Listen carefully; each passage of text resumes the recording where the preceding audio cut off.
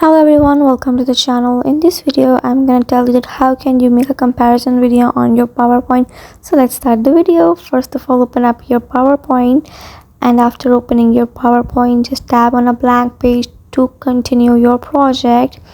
After getting the blank page, you have to start writing your project and start making your project. So in terms to do that, you have to drag a picture from your desktop in your PowerPoint, and it will be pasted or uploaded on your PowerPoint project.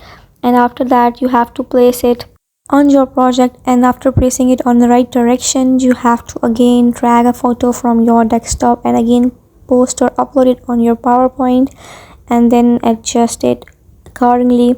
Wait a little while it is uploading, and now you have to adjust the photo accordingly. Just set both photos according to your project and make a comparison video through which you can compare both of the pictures easily.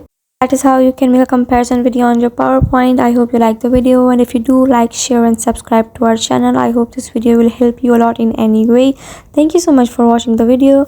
By following these steps, you can make a comparison video on your PowerPoint.